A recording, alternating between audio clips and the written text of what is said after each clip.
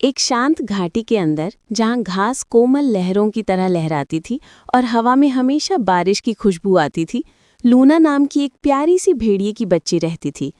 Luna छोटी थी, उसके चांदी जैसे बाल और चमकदार नीली आंखें थीं जो रात में छोटे लालटेन की तरह चमकती थीं। किसी भी चीज से ज्यादा उसे कानाफूसी की नदी के किनारे घूमना बहुत पसंद था। एक लंबी झिलमिलाती नदी जिसके बारे में कहा जाता था कि जो भी ध्यान से सुनता था उससे बात करती थी। एक शाम जब सूरज पहाड़ों के पीछे डूब गया और आसमान नारंगी और बैंगनी रंग में रंग गया, लूना ने कुछ असामान्य सुना। नदी अपनी सामान्य मधुर धुन नहीं फुसफुसा रही थी, वो परेशान सी लग रही थी, मानो कोई मदद के लिए पुकार रही हो। उत्सुक और बहादुर लूना उस आवाज का पीछा करते हुए नीचे की ओर चली गई। वो जितनी आगे बढ़ी, नदी उतनी ही तेज होती गई। धीमा बहाव घुमावदार धाराओं में बदल गया और चमकते पत्थर जो आमतौर पर नदी के तल को रोशन करते थे, अब काले पड़ गए थे। लूना का दिल तेजी से धड़कने लगा। कुछ गड़बड़ थी। आखिरकार वो उस मोड़ पर पहुंची जहां नदी अर्धचंद्राकार घुमावदार थी और वहां उसे समस्या का पता चला। पानी के ऊपर एक विशाल गिरा हुआ पेड़ पड़ा था जो बहाव को रोक रहा था।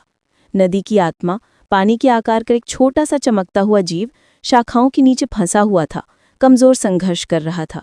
बिना किसी हिचकिचाहट के वो तुरंत हरकत में आ गई।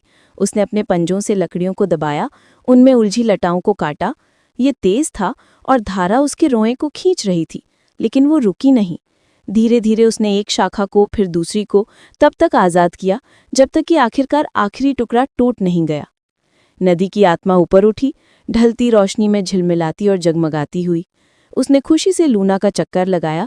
उसका शरीर तारों से भी ज्यादा चमक रहा था। फिर एक मधुर संगीतमय गुनगुनाहट के साथ उसने लूना के माथे को छुआ। उसके अंदर ऊर्जा की एक गर्म लहर दौड़ गई। अचानक वो नदी को पहले से ज्यादा साफ सुन सकती थी। फुसफुसाहटें पूरी आवाज में बदल गईं, जो उससे धीरे से, कृतज्ञता से उसे एक दोस्त की तरह स्वागत कर रही थी। पानी के नीचे पत्थरों पर चमक लौट आई, जिससे नदी तारों के रास्ते की तरह जगमगाने लगी। जैसे जैसे आत्मा नीचे की ओर बढ़ती गई, उसने प्रकाश की छोटी छोटी बूंदों से बना हुआ एक मुलायम चमकता हुआ हार पीछे छोड़ दिया। लूना ने उसे गर्व से पहना और घर की ओर दौड़ी। उसकी पूंछ उत्साह से हिल रही थी। उस दिन से फुसफुसाहटों की नदी ने लूना को कहानियां सुनाना कभी बंद नहीं किया और बदले में वो उसकी संरक्षक बन गई। हर फुसफुसाहट सुनती, हर चमक की रक्षा करती